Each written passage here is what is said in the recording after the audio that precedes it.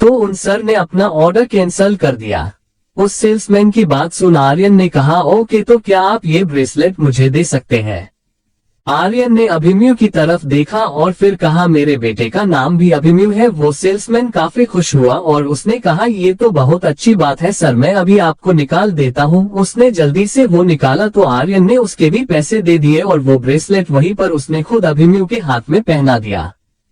अभिमन्यु चुपचाप उस ब्रेसलेट को देख रहा था तो आर्यन ने कहा, कैसा लगा, पसंद आया आपको? अभि ने हाँ में सिर हिलाया और फिर कहा, इस पर क्या लिखा है? तो आर्यन ने कहा, इस पर आपका नाम लिखा है अभिमन्यु। फिर अभिमन्यु ने कुछ सोचते हुए कहा, आपका नाम तो पापा है ना, तो घर में सब लोग आपको आर्यन आर्यन क्यों बोल रहे थे? उसकी बात सुन आर्यन मुस्कुराया और उसने कहा, क्योंकि मैं उन सब का पापा नहीं हूँ ना, मैं तो सिर्फ आपका और आपकी आरुधि का पापा हूँ। उसने फिर से उसे गोद में उठा लिया, बिल पे किया और फिर सारा सामान लेकर वहां से निकल गया। नीचे आकर उसने अभिमन्यु को आइसक्रीम खिलाए और फिर दोनों घर के दिए निकल गए।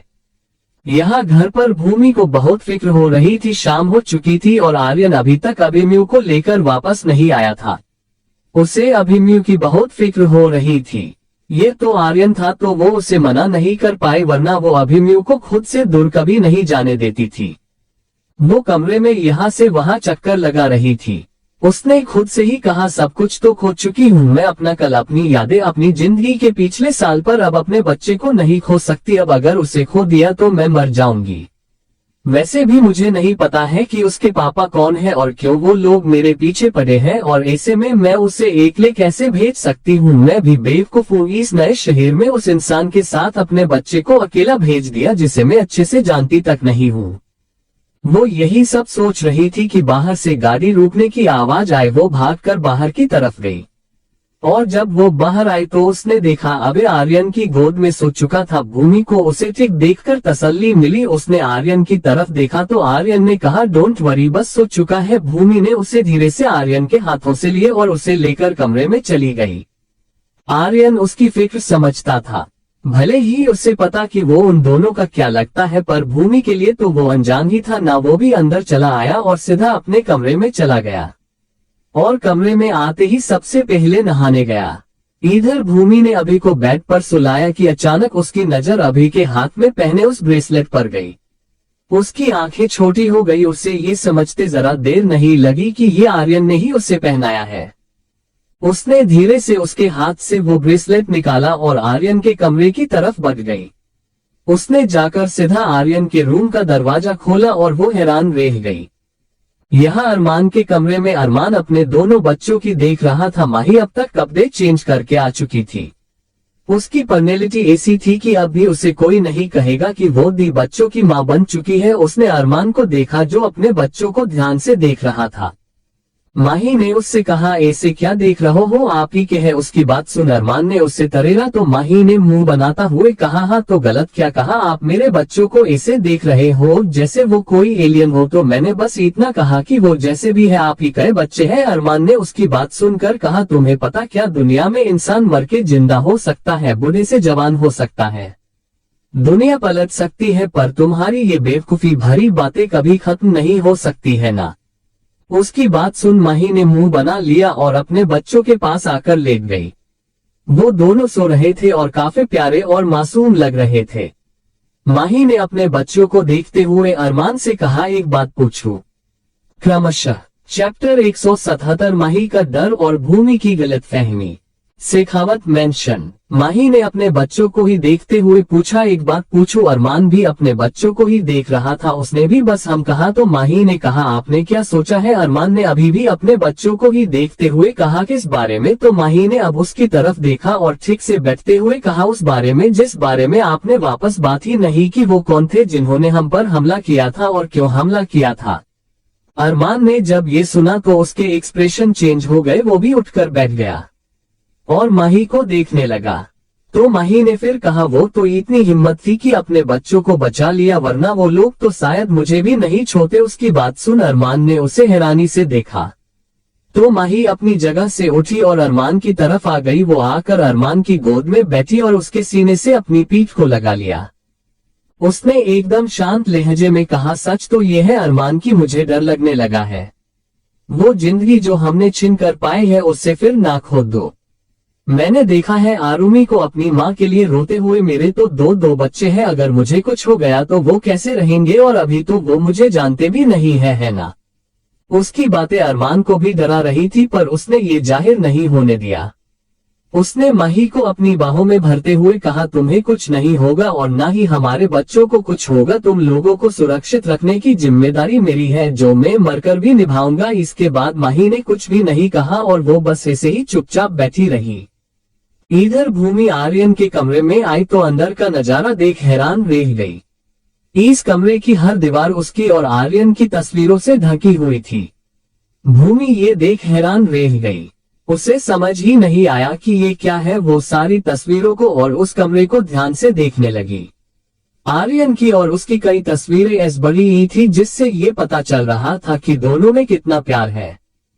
कई तस्वीरों में दोनों के लव मोमेंट कैद थे, तो कुछ तस्वीरें शादी की थी, कुछ तो आरुमी के बर्थ के टाइम की भी थी और आरुमी के साथ भी थी। भूमि को कुछ समझ में नहीं आ रहा था।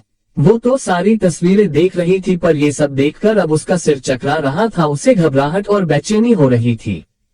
अचानक उसकी नजर उनकी शादी की कुछ तस्वीरों पर गई, जिसमें से एक फोटो में आर्यन उसकी मांग भर रहा था तो एक में वो उसे मंगलसूत्र पहना रहा था। और जब भूमि की नजर उस मंगलसूत्र पर गई, वो और ज्यादा हैरान रह गई। उसने अपने गले में पहने मंगलसूत्र को छूकर देखा। हाँ, ये वही था। उसने खुद से ही कहा, तो क्या आर्यन मेरे हस्बैंड है? उसका दिमाग अब बहुत घूम रहा था। वो बस यहाँ से चली जाना चाहती थी।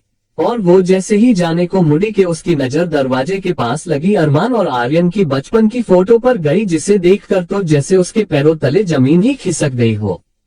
ये आर्यन था, या कहूँ ये अभिमन्यु था, आर्यन का बचपन। भूमि उसे देखकर अब ये बात कैसे जुटला सकती थी कि अभिमन्यु आर्यन का बेटा नहीं है। वो उस तस्वीर को छूने को हुई कि उससे बाथरूम का दरवाजा खुलने की आवाज आए। वो एकदम से कमरे से बाहर निकल गई और वहीं छुप गई। जब आर्यन नहाकर बाहर आया, उसने अपनी कमर पर टॉवल लपेट रखा था। उसने अपने कमरे को ध्यान से देखते हुए कहा, मुझे ऐसा क्यों लगा जैसे यहाँ कोई था। फिर अचानक उसकी नजर भूमि की तस्वीर पर गई तो उसके चेहरे पर एक स्माइल आ गई और उसने फिर कहा, मैं भी ना कैसी बातें कर रहा हूँ, तुम्हारा प्यार और तुम्हारी यादें यहाँ है और मैं कह रहा हूँ कि कौन है। वो भूमि की तस्वीर की तरफ चला गया और उसका चेहरा दुखी हो गया। उसने भूमि की फोटो को छूकर नम लहजे में कहा, पर फिक्र मत कर, एक बार मैं उसे खत्म कर दूं जिसने हमें अलग किया था, उसके बाद तुम्हें तो मैं सब याद दिला ही दूंगा। वो वार्डरोब की तरफ बढ़ गया, पर बाहर खड़ी भूमि ने उसे देखा भी और उसकी बातें भी सुनी। उसने अपने मुंह पर हाथ रख लिया। वो रो रही थी और रोती हुई वो वहां से भागकर सीधा अपने कमरे में आ गई। उसने जल्दी से दरवाजा बंद किया और उससे लगकर बैठ गई और रोने लगी। क्या सच में वो आर्यन की पत्नी थी? क्या जिस इंसान को वो ढूंढ रही थी वो आर्यन ही था? क्या अभिमन्यु के पापा आर्यन ही है? तो फिर उसने उसे देखकर भी पहचाना क्यों नहीं और इतने सालों तक उसे ढूंढा क्यों नहीं? ऐसे कई सवाल इस वक्त भूमि के मन में चल रहे थे। वो बस रोए जा रही थी और अचानक उसकी नजर बेड पर अभिमन्यु के पास सो रही आरुमी पर गई। उसे एकाएक याद आ गया, जब अभिमन्यु का जन्म हुआ था तब कुछ कॉम्प्लिकेशंस आई थी और तभी डॉक्टर ने उससे कहा था कि उसका पहले मिसकैरेज भी हुआ है और पहले डिलीवरी भी हुई है। इसका मतलब आरुमी मेरी। भूमि ने अपनी आंसुओं से भरी आंखों से उसे ही देखते हुए कहा। हाँ, ये सच था। उसे हमेशा आरुमी के साथ एक कनेक्शन फील होता था, क्योंकि वो उसकी बेटी है। भूमि उसे देखते हुए ही खड़ी हुई और धीरे धीरे उसकी तरफ कदम बढ़ाने लगी। वो जाकर उसके सिरहाने बैठी। हाँ, ये उसी की बेटी थी, उसने जन्म दिया था उसे और वो उसे ही भूल गई। भूमि ने प्यार से और रोते हुए आरुमी के माथे पर हाथ फेरा और उसके पूरे चेहरे को चूम लिया। आरुमी नींद में थी और भूमि के ये करने की वजह से वो हिली और करवट लेकर भूमि को ही पकड़कर सो गई। भूमि ने भी उसे अपने सीने से लगा दिया, जैसे उसकी बरसों की प्यास बुझ गई हो। वो उसका सिर सहलाने लगी और अभिमन्यु को देखा जो काफी सुकून से सो रहा था।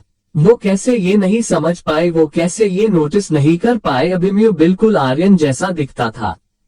पर अब वो क्या करे, उसे तो ये भी पता नहीं था कि उसके साथ आखिर हुआ क्या था, और अगर वो सच में आर्यन की पत्नी है तो आर्यन ने उसे इतने सालों तक ढूंढा क्यों नहीं। क्या उसे नहीं पता था कि भूमि प्रेग्नेंट थी, या वो सच में उसे ढूंढना ही नहीं चाहता था। यही सब सोचते सोचते भूमि को कब नींद आ गई उससे पता ही नहीं चला।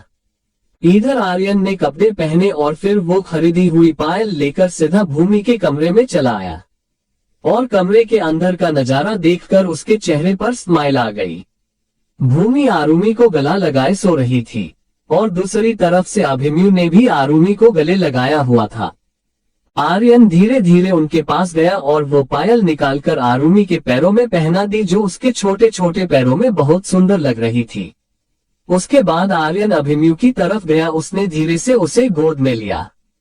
अचानक उसकी नजर भूमि के हाथ पर गई। उसके हाथ में अभिमन्यु का ब्रेसलेट था। आर्यन ने सोचा शायद देखने के लिए लिया होगा, यही सोचकर उसने धीरे से उसके हाथ से वो ब्रेसलेट लिया और अभिमन्यु को लेकर वहां से चला गया। वो अभिमन्यु को अपने कमरे में ले आया और उसे अपने बेड पर सुला दिया। उसे खाना खाने का मन नहीं था तो वो भी सो गया, और सब सीधा सुबह इकट्ठा हुए डाइनिंग टेबल पर। भूमि सुबह से चुपचाप थी, पर किसी को उसकी इस चुप्पी की वजह समझ नहीं आ रही थी। बस डाइनिंग टेबल पर मौजूद थे, पर आर्यन अब तक नहीं आया था। और फिर वो कुछ देर बाद अभिमन्यु को अपनी गोद में लेकर और अपने हाथों में एक पेपर बैग लेकर आया। उसने अभिमन्यु को एक चेयर पर बैठाया और सारे बच्चे निहाल, कियान, अभीक, विरांश सबके हाथों में उनके गिफ्ट रखे, और हमारे छोटुम से सांझ, सानवी, आरोही और माहिर के गिफ्ट उनके मम्मा के हाथों में दे दिए। सबने उन गिफ्ट्स को खोलकर देखा तो सच में सबको गिफ्ट बहुत पसंद आए।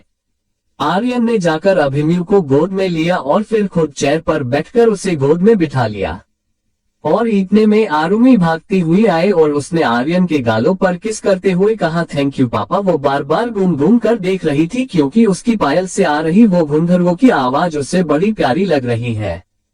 आर्यन ने उसे भी अपनी गोद में बिठा लिया, और उससे अपने दोनों बच्चों के साथ इसे देख सबको बहुत अच्छा लग रहा था।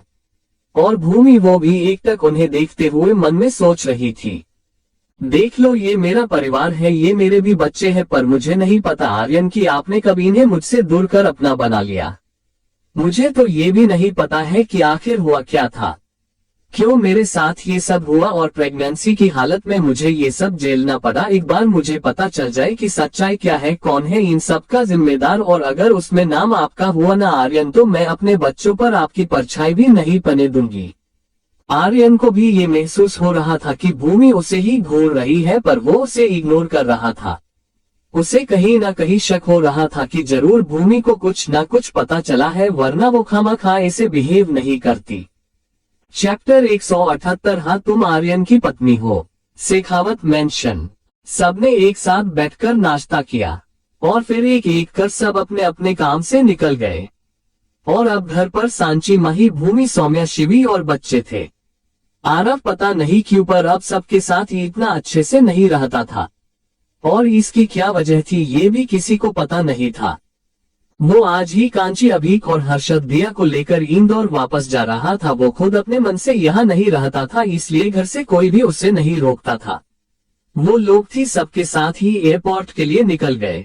दूसरी तरफ यहाँ पुलिस हेडक्वार्टर में अभय, करण, विराट और अरमान खड़े थे, और उनके सामने एक आदमी।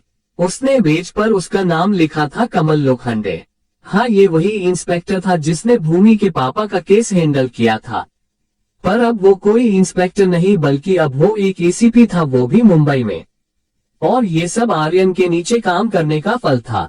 उसने उन चारों के सामने आकर कहा, आप सबको एक ऑपरेशन के लिए सर ने खुद अपनी टीम में सिलेक्ट किया है। मैं भी उस ऑपरेशन का हिस्सा हूं, पर इस ऑपरेशन में हमारी पोजीशन क्या होगी ये सर ही हमें बताएंगे। उसकी बात सुन चारों ने हाँ में गर्दन हिला दी, और इतने में किसी के आने की आहट हुई। कमल ने एक बार पीछे पलटकर देखते हुए कहा, लगता है सर आ गए हैं। वो भी जाकर उनके साथ लाइन में खड़ा हो गया। विराट ने उसे देखा और फिर उसके कान में कहा, वैसे ये सर है कौन? उसकी बात सुन कमल ने एक डेविल स्माइल के साथ कहा, है एक अंडरकवर ऑफिसर। उनका रिकॉर्ड है आज का जो केस अपने हाथ में लिया उसे पूरा करके ही छोड़ा है, वो भी अकेले, पर इस बार कुछ अलग है, इसलिए उन्हें टीम की जरूरत पड़ी है। उसकी बातें सुनकर विराट को अंदाजा हो गया कि वो किसी बड़े और अच्छे ऑफिसर से मिलने वाले हैं। वो सारे ही बहुत एक्साइटेड थे नए ऑफिसर से मिलने के लिए, पर अरमान एकदम शांत लग रहा था, जैसे उसे कोई फिक्र ना हो। और एक पल के बाद एक शख्स अंदर आया जिसे देख सबके होश उड़ गए, पर अरमान के चेहरे पर स्माइल आई गई। यहाँ दूसरी तरफ शेखावत मेंशन में सेकेंड फ्लोर पर बने हॉल में बच्चे सारे खेल रहे थे और भूमि और सांची बैठे उनका ध्यान रख रहे थे, क्योंकि शिवी, सौम्या और माही तीनों ही अपने प्यारे छोटे बच्चों को सुला रही थी। सांची की नजरें तो खेलते हुए बच्चों पर थी, पर भूमि की नजरें बस सांची पर ठहरी हुई थी। वो उससे सवाल करना चाहती थी, बहुत से सवाल। उसने कुछ देर तक तो कुछ नहीं कहा, पर फिर उसने सांची के पास जाकर बैठते हुए कहा, क्या आपको पता था कि मैं आपके बेटे की पत्नी हूँ? उसकी बात सुन सांची ने एकदम से चौंक कर उसे देखा। तो भूमि ने फिर नॉर्मली कहा, फिक्र मत कीजिए, मुझे इससे ज्यादा कुछ पता नहीं है कि वो मेरे पति है। मैं आपसे जानना चाहती हूँ कि आप सब मुझे नहीं पहचानते, और अगर पहचानते हैं तो मुझसे ऐसे पराये से क्यों बर्ताव किया, बताए। उसके इतना कहने पर सांची ने कहा, तुम्हें कैसे पता कि तुम आर्यन की बीवी हो? क्या तुम्हें सब कुछ? वो इससे आगे कुछ कहती इससे पहले ही भूमि ने कहा, नहीं, मुझे सच में कुछ भी याद नहीं है। वो तो मैं कल आर्यन के कमरे में गई थी, जहां मैंने उनकी और मेरी साथ में कई तस्वीरें देखी, हम दोनों की शादी की तस्वीरें, आरू की बर्थ टाइम की तस्वीरें और भी बहुत सारी। पर मैं तो आपसे जानना चाहती हूँ कि ये सब क्या हो रहा है। सांची समझ चुकी थी अगर भूमि ने अपनी तस्वीरें आर्यन के साथ देखी है तो वो समझ ही गई होगी, इसलिए उसने भी उससे कुछ छुपाना ठीक नहीं समझा, क्योंकि वो भी इन हालात से गुजर चुकी थी। बहुत गुस्सा आता है, बहुत इरिटेशन होती है जब आपको वो याद ना हो जो आपको पता होना चाहिए था। उसने एक गहरी सांस लेकर कहना शुरू किया, हाँ, तुम आर्यन की पत्नी हो, 8 साल हो चुके हैं तुम्हारे रिश्ते को, पर आर्यन आज भी तुमसे उतना ही प्यार करता है जितना पहले करता था। तुम हरियाणा से हो, तुम्हारी माँ नहीं थी, बस तुम्हारे बाबा और काका काकी, जो तुम्हें तुम्हारी माँ की मौत का कारण मानते थे, पर तुम्हारी बुआ ही थी जो तुमसे प्यार करती थी।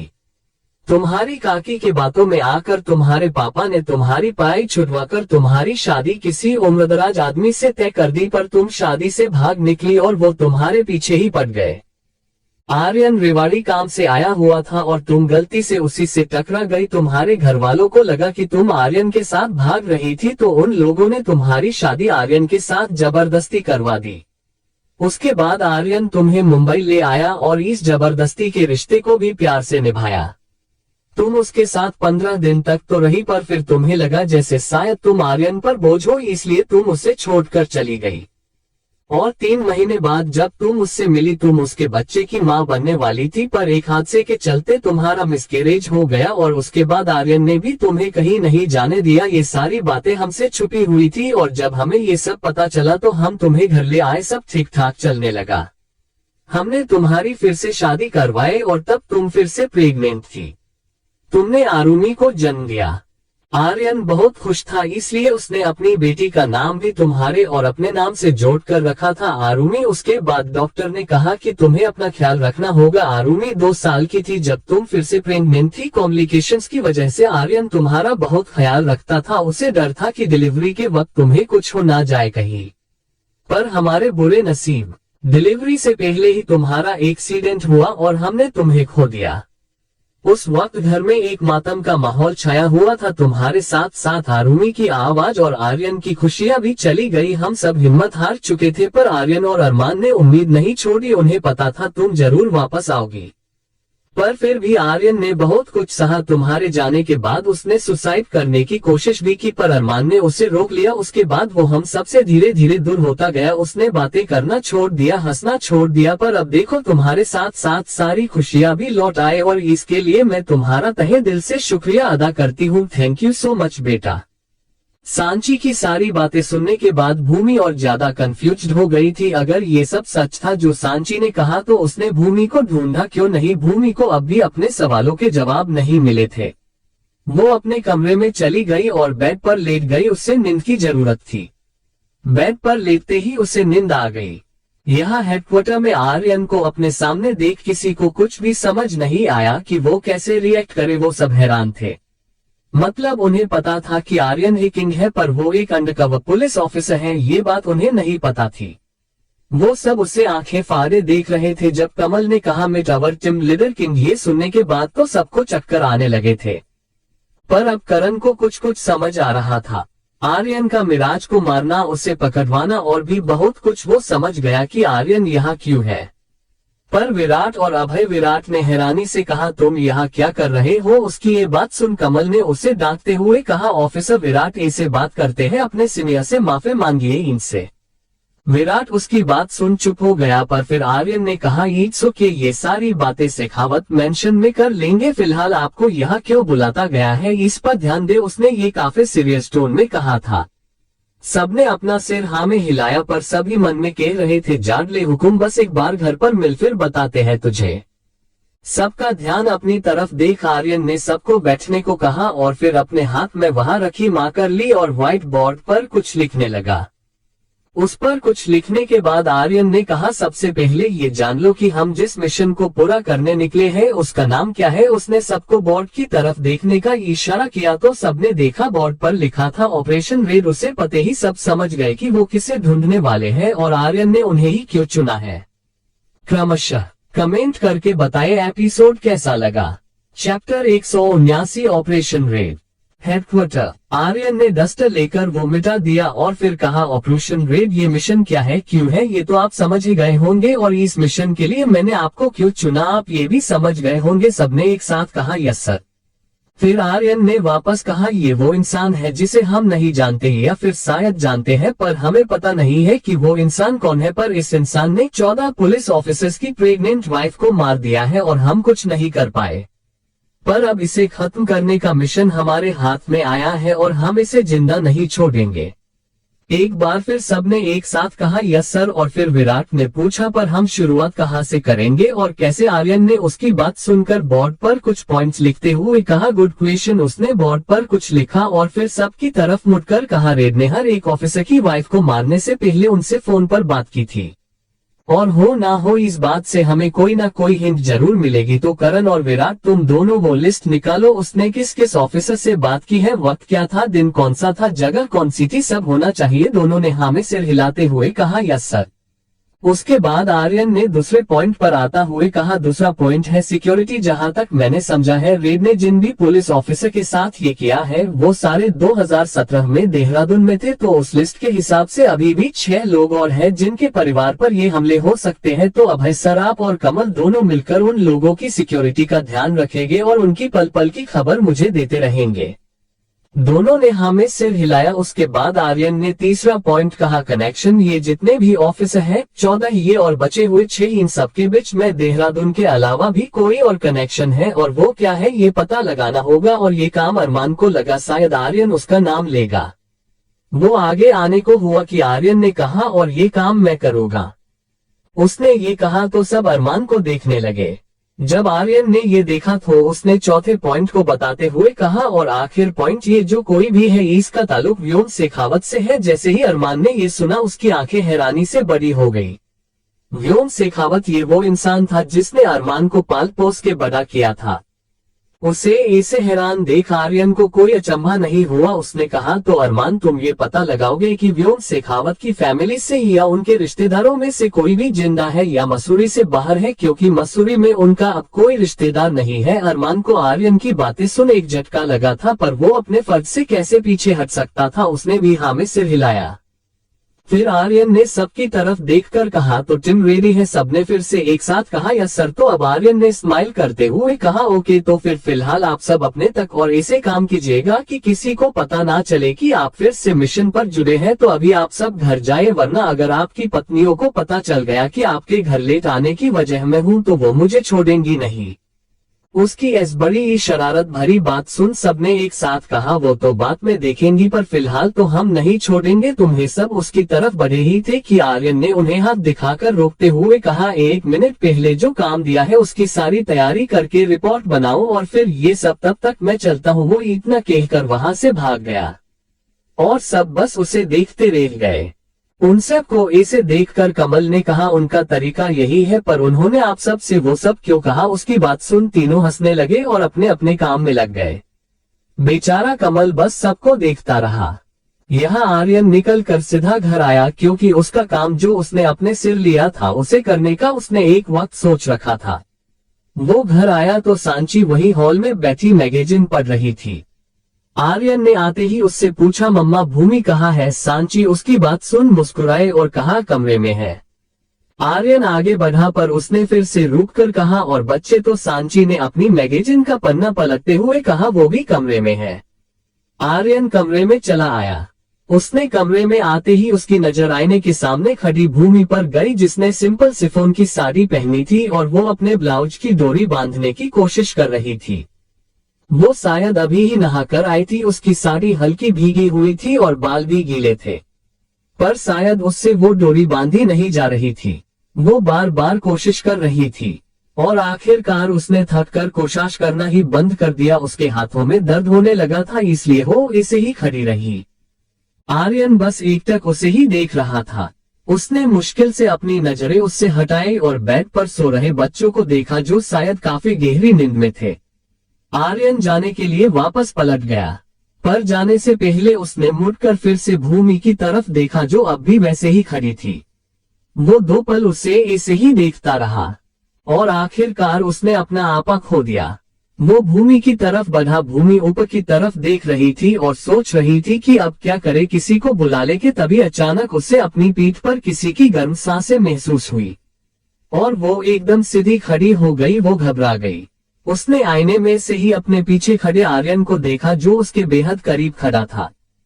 उसका चेहरा भूमि की गर्दन के बहुत करीब था, जैसे वो उसे किस कर रहा हो। भूमि भी उसकी सांसें अपनी गर्दन पर महसूस कर पा रही थी, जिसकी तपीस से वो पिघलती जा रही थी।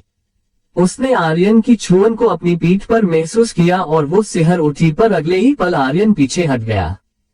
भूमि को ये सही नहीं लगा। उसने आंखें खोलकर देखा तो आर्यन उससे एक दूरी बनाए खड़ा था और उसने कहा, हो गया। वो इतना कहकर तुरंत कमरे से बाहर निकल गया और भूमि बस उसे देखती रह गई। आर्यन जैसे ही कमरे से बाहर निकलकर हॉल में आया कि करण, विराट और आर्यन ने उसे दबोच लिया और सोफे पर ही लेटाकर उसे मारने लगे और अभय उनके पास खड़ा इन सब का मजा ले रहा था। आर्यन उन सब से बचने की कोशिश करना लगा। विराट ने उसे मारते हुए कहा, हमारा सीनियर हम पर हुक्म चलाएगा। आर्यन ने उन सब से बचते हुए अभय से कहा, पापा आपके बेटे को जान से मार रहे हैं, ये सारे बचाए। वो हॉल में ही उन सब से बचकर इधर उधर भागने लगा और उसे ऐसे देखकर अभय ने कहा, मारो और 2 मेरी तरफ से भी मारो। उसके ऐसा कहने पर आर्यन ने एक बेचारी सी शकल बनाकर कहा, आप पापा है कि दुश्मन? पर अभय को ये सब देख बड़ा मजा आ रहा था। वो इन सब के भरपूर मजे ले रहा। Chapter 180 Nehu Shekhawat mention. सब लोग बहुत शोर कर रहे थे, जिस वजह से जो कोई भी कमरे में था सब बाहर आ गए और उन सब के मजे लेने लगे। यहाँ तक कि कमरे में सो रहे बच्चे भी उठकर बाहर आ गए और जब उन्होंने अरमान, विराट और करण को आर्यन के ऊपर देखा तो दोनों 2 भागकर उनके बीच आ गए और सबको हटाने लगे। सब हट भी गए कि अभिमन्यु ने गुस्से से कहा, आप छप पापा को क्यों मान ले हो? उसकी बात सुन सबको उस पर प्यार आया, पर भूमि एक बार फिर सोच रह गई। क्या अभिमन्यु जानता था कि उसके पापा आर्यन है? उसे किसने बताया? इस बारे में उसका दिमाग में ख्याल चलने लगे, पर बाकी सब ने आर्यन से अपना ध्यान हटाया और अभिमन्यु को ही गोद में दे लिया। पर वो ऐसे अचानक गोद में लेने से डर गया और रोने लगा। करण, अरमान और विराट तीनों उसे चुप कराने लगे, पर वो तो चुप ही नहीं हो रहा था। आखिरकार आर्यन उठा और अभि को करण की गोद से खुद की गोद में लिया और उसके गोद में आते ही अभि चुप भी हो गया।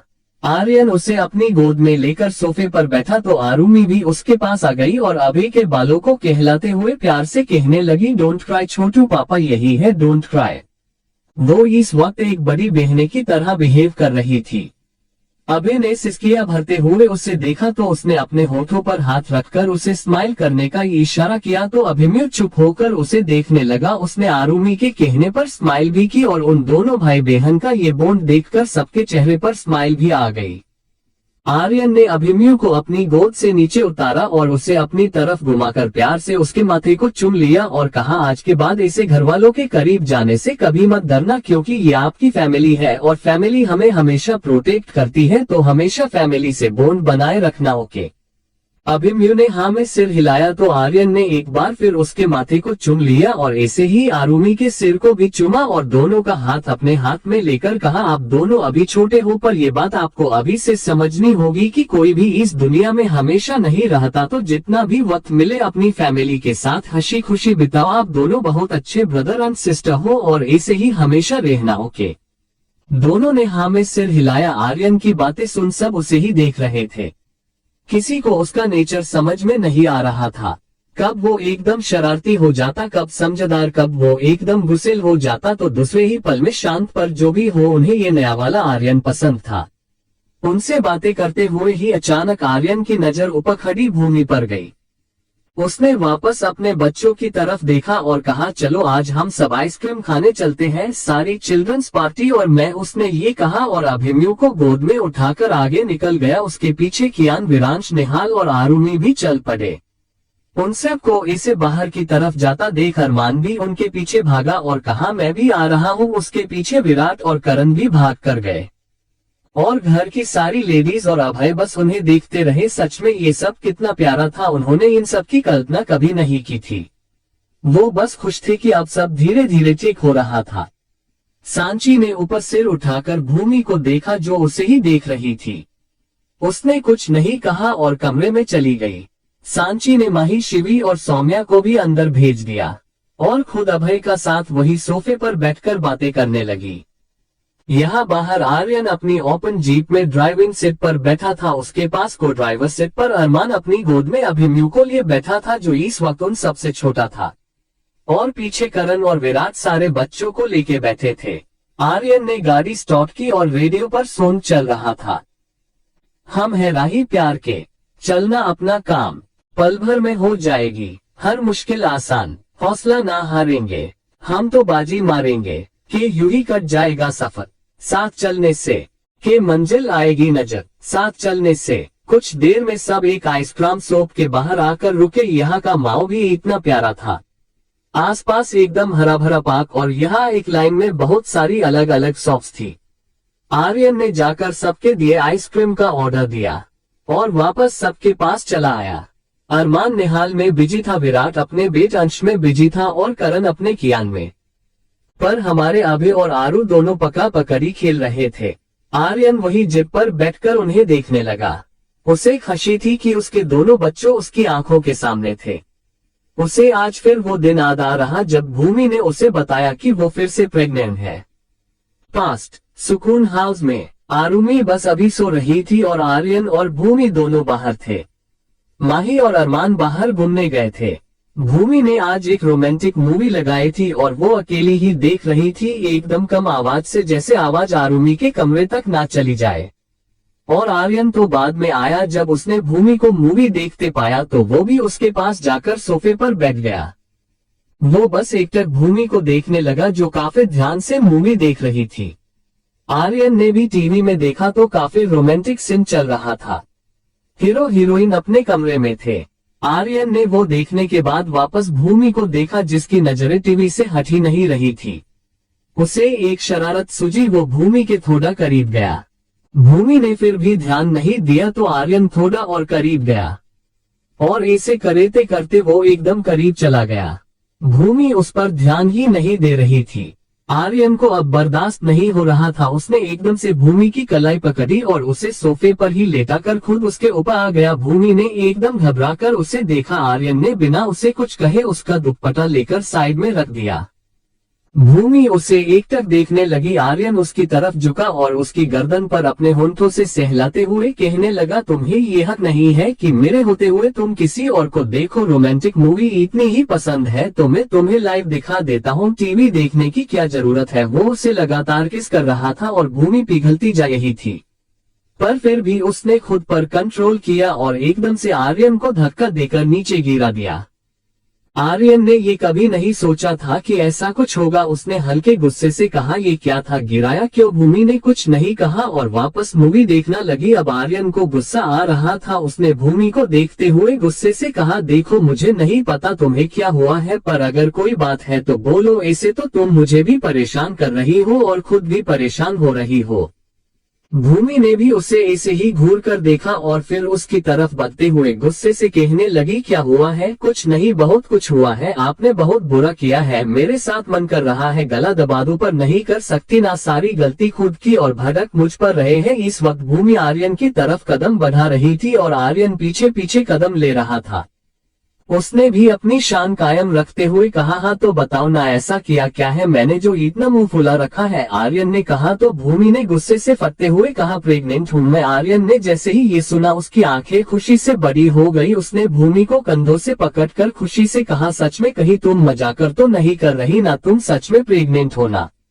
अब भूमि को और ज्यादा गुस्सा आ गया। उसने आर्यन की खुद से दूर करते हुए कहा, खुश तो ऐसे हो रहे हैं आप जैसे पहली बार ये खबर सुनी हो। आर्यन में दोबारा प्रेग्नेंट हूँ, वो भी इतनी जल्दी। आरुमि सिर्फ 1.5 साल की है अभी और मैं फिर से प्रेग्नेंट हूँ। आर्यन ने जब महसूस किया कि भूमि क्या कहना चाहती है, उसके चेहरे पर एक उदासी आ गई।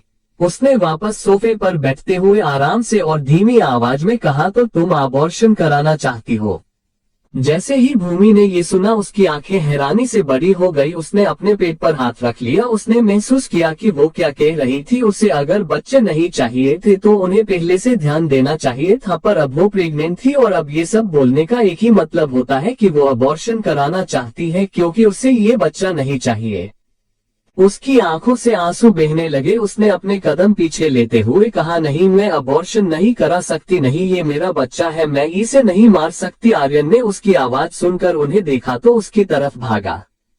भूमि ने उसे गले लगा लिया और रोते हुए कहने लगी, आर्यन, मेरे कहने का वो मतलब नहीं था, मैं अबॉर्शन नहीं कराऊंगी, मुझे अबॉर्शन नहीं कराना ही नहीं। आर्यन ने उसे शांत कराते हुए कहा, ओके ओके, कोई बात नहीं, ये बच्चा हमारा है, हम इसे कुछ नहीं होने देंगे, ये वादा रहा, अब हम इसके बाद बच्चे नहीं करेंगे, कभी नहीं। Okay present. वो सब सोच ही रहा था, उससे पता ही नहीं चला कब अभिमन्यु आरुमि उसके पास आ गए और वो होश में तब आया जब आरुमि ने कहा, पापा आइसक्रीम कहाँ है? आर्यन एकदम से होश में आया। उसने बच्चों की तरफ देखा और हड़बड़ा कर कहा, ऑर्डर दे दिया है, बच्चों आती ही होंगी। उसने ये कहा कि एक वेटर उन सबके लिए आइसक्रीम ले आया। सब आइसक्रीम खाने आ गए। सबने अपनी अपनी आइसक्रीम ली और उसे मजे से खाने लगे। और यहाँ दूसरी तरफ उन सबको कोई कैमरे देख रहा था। और जैसे ही कैमरे में निहाल का चेहरा आया कि उस आदमी ने कैमरा रोक दिया और ध्यान से निहाल को देखने लगा। उसने अपनी लैपटॉप स्क्रीन पर चल रही फुटेज पर हाथ फेरकर निहाल के चेहरे को छुआ। जैसे वो कुछ सोचने लगा, उसने अपनी खतरनाक आवाज में कहा, बहुत जल्द तुम मेरे पास होगे नहीं।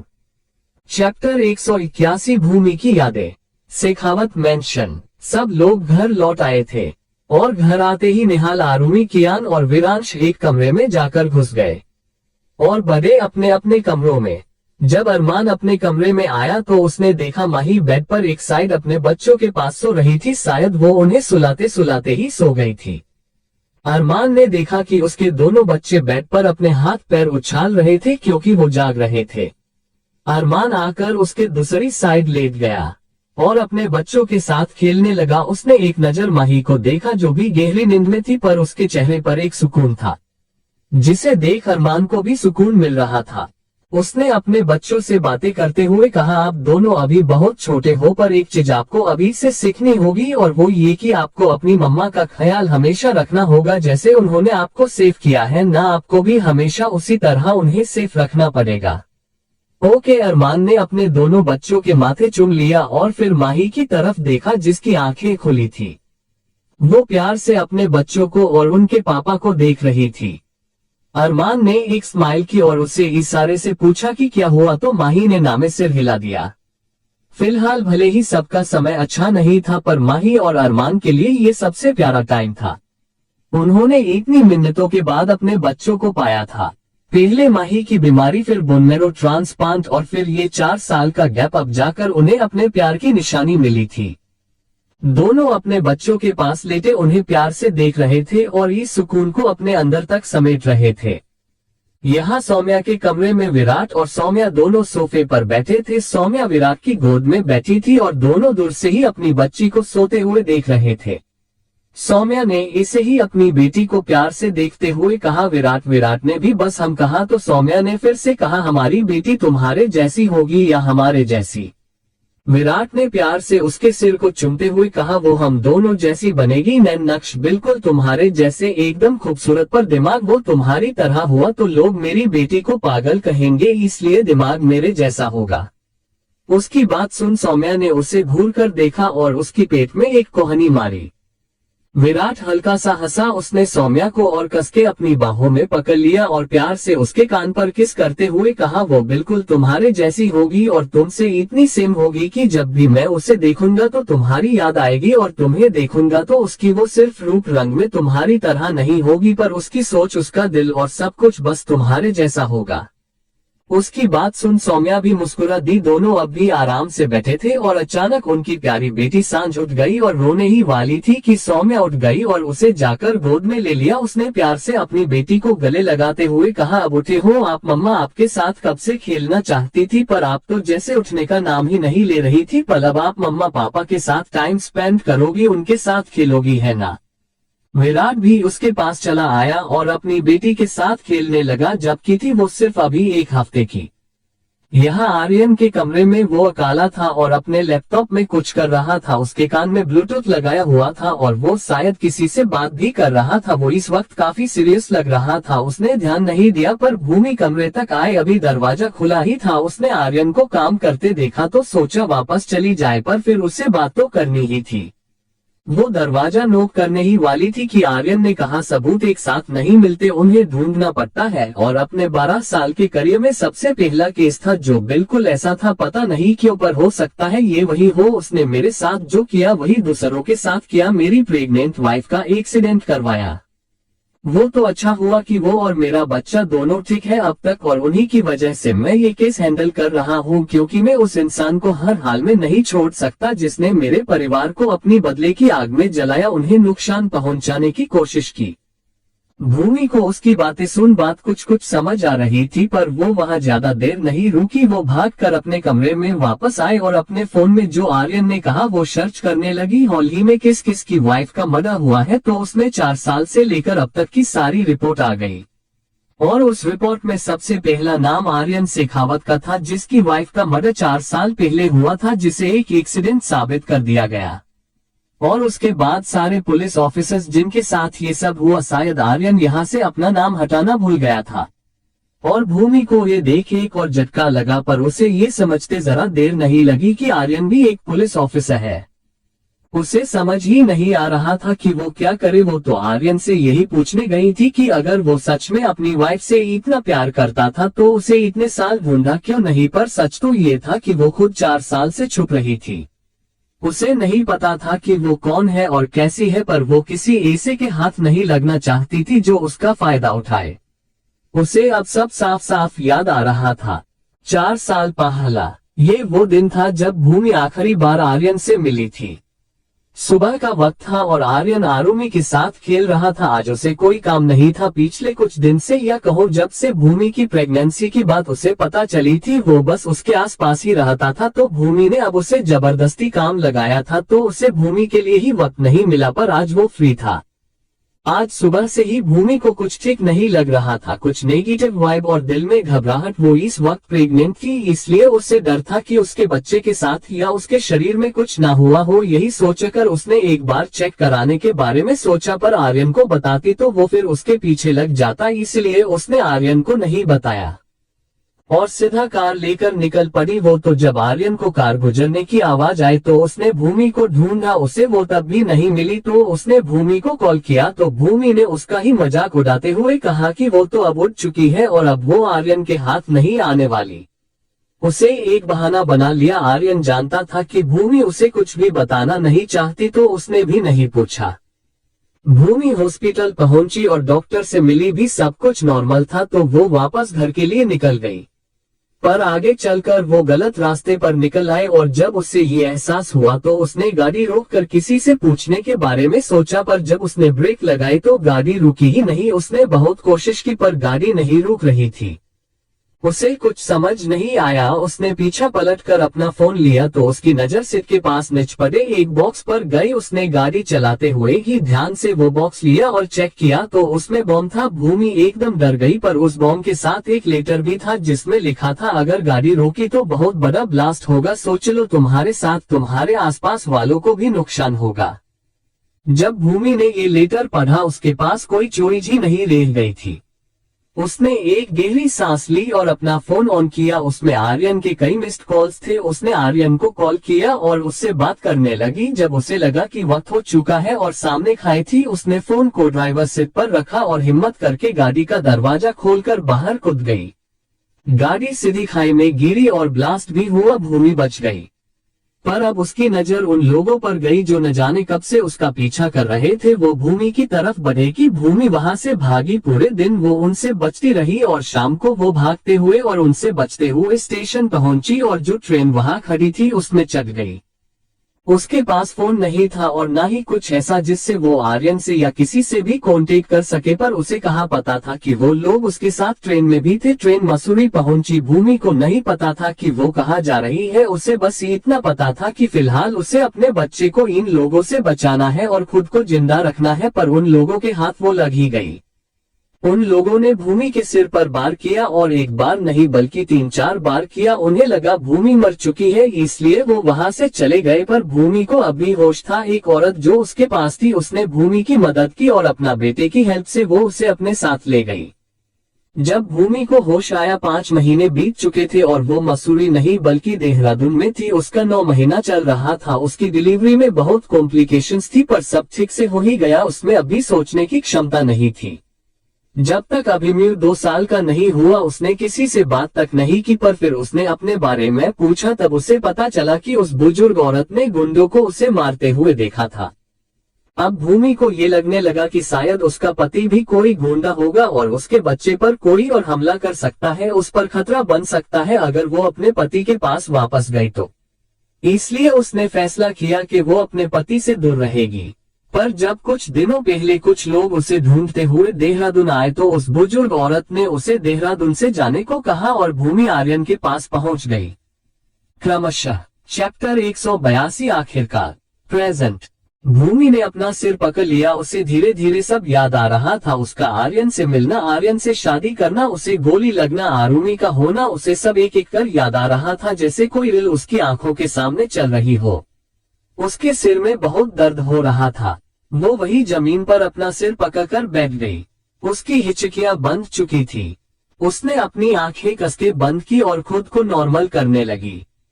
उसके दिमाग पर बहुत प्रेशर आया था। एक साथ वो वही बेहोश हो गई।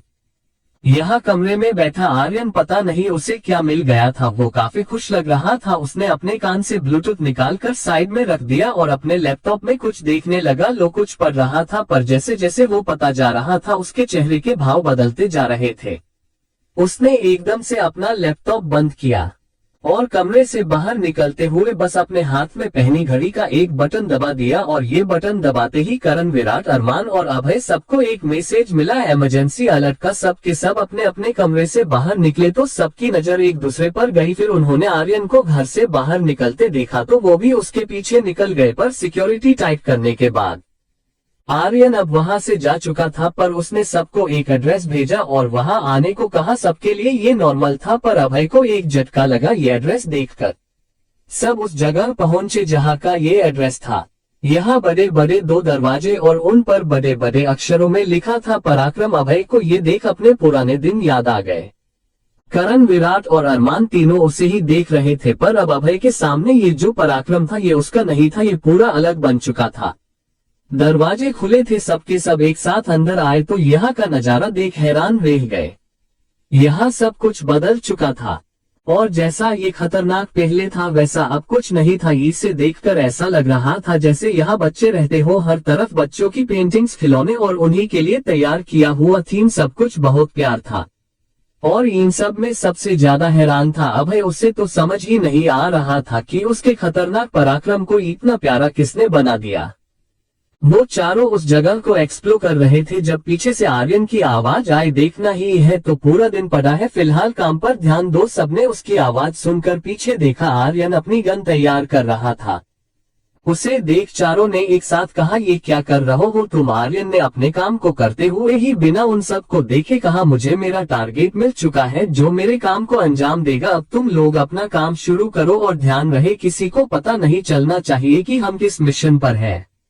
आर्यन पराक्रम से बाहर निकल ही रहा था कि अभय ने कहा, तुम पराक्रम में क्या कर रहे हो और इसकी ये हालत? आर्यन ने बिना पीछे मुड़े कहा, ये जमीन अब अनाथ आश्रम की है जो मैं डोनेट कर चुका हूँ और ये तैयारियां भी यहाँ आने वाले बच्चों के लिए ही की गई है। उसने ये कहा और वहाँ से निकल गया और उसके जाते ही कमल आया। उसने अभय की तरफ देखकर कहा, सर अब हमें हमारे काम पर लगना पड़ेगा। किनके हिसाब से रेड आजकल में उन 6 पुलिस ऑफिसर्स की फैमिली पर अटैक जरूर करेगा।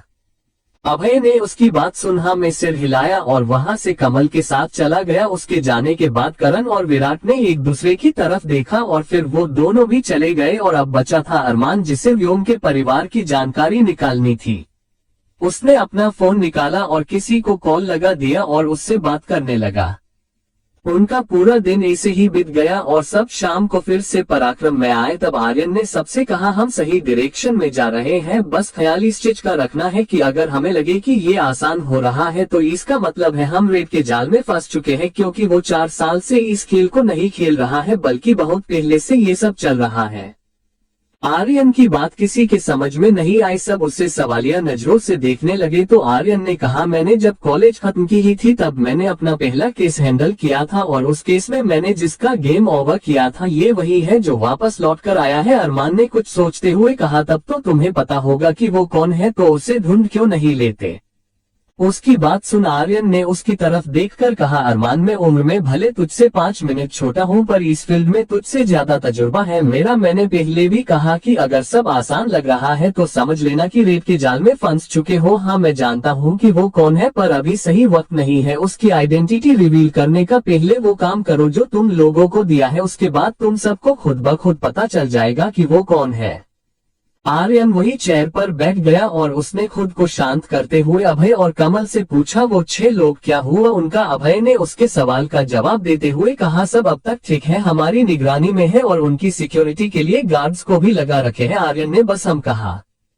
फिर विराट और करण की तरफ देखकर कहा, और तुम लोगों को कुछ पता चला? विराट ने हाँ में सिर हिलाते हुए कहा, तुमने सही सोचा था, हमने उनकी कॉल रिकॉर्डिंग्स निकलवाई जिससे पता चला है कि वो इंतजार करता है अगर उसकी आंखों में आए पुलिस ऑफिसर की वाइफ प्रेग्नेंट है तो ही वो उन पर हमला करता है। उसका जवाब सुनकर आर्यन ने फिर अभय की तरफ देखकर कहा, उन 6 पुलिस ऑफिसर में से फिलहाल किसी की वाइफ प्रेग्नेंट है क्या? कमल ने उसके सवाल का जवाब देते हुए कहा, सर फिलहाल एसीपी राठौड़ की वाइफ 9 मंथ प्रेग्नेंट है और ऑफिसर बख्शी की वाइफ ने अभी ही उन्हें गुड न्यूज दी है, वो 2 मंथ प्रेग्नेंट है। आर्यन ने कुछ देर अपनी आंखें बंद की और फिर कहा, एसीपी राठौड़ के घर के आसपास पहरा बंधा दो, कुछ भी आंखों में खटके की उठा लो, उसे परिंदा भी पर नहीं मारना चाहिए। वहां सबने हाँ में सिर हिलाया तो आर्यन ने उठते हुए कहा, फाइन तो अब आप सब जा सकते हैं, पर जैसे ही इमरजेंसी अलर्ट बजता है कि सबको यहाँ हाजिर होना है। वो इतना बोलकर बाहर चला आया और घर के लिए निकल गया। वो गाड़ी में था और उसने खुद से ही मन में कहा, अरमान अगर मैंने तुझे बता दिया कि रेड कौन है तो तू शायद ये बर्दाश्त नहीं कर पाएगा, इसलिए अभी इसे एक सीक्रेट ही रहने दे। जब तू खुद उस इंसान को जान लेगा तो तू भी अपने फर्ज से पीछे नहीं हटेगा, पर इस वक्त शायद तुझे मेरी बातें समझ ना आए। वो यही सब ख्यालों के साथ घर पहुंचा और चुपचाप अपने कमरे में चला गया। कमरे का दरवाजा खोलते ही उसने जो नजारा अंदर देखा उसे देख वो शौक ट्रेल गया और अचानक उस पर गुलाब की पत्तियां गिरने लगी। उसे ये सब अजीब लगा। वो कमरे के अंदर आया। कमरा साफ सुथरा था पर वहाँ कुछ तो अजीब था। वो क्या था यही आर्यन समझने की कोशिश कर रहा था। वो पूरे कमरे को ध्यान से देखने लगा कि अचानक उसकी नजर सामने खड़ी भूमि पर गई और उसे देखकर तो आर्यन का दिल मानो इतने सालों बाद फिर धड़कने लगा हो। भूमि ने सिफोन की लाल रंग की साड़ी पहनी थी, मांग में सिंदूर, गले में मंथन सूत्र और पैरों में छनाछन छनकने वाली पायल। वो चुपचाप खड़ी आर्यन को देख रही थी और उसे ऐसे देख आर्यन को कुछ अजीब सा महसूस हो रहा था, पर उसे एक बात समझ आ गई थी। वो ये कि भूमि को सब याद आ चुका है, वरना वो यहाँ ऐसे तैयार होकर तो कभी नहीं आती। यह भूमि जो बस एकटक आर्यन को देख रही थी, उसे कुछ याद आ रहा था।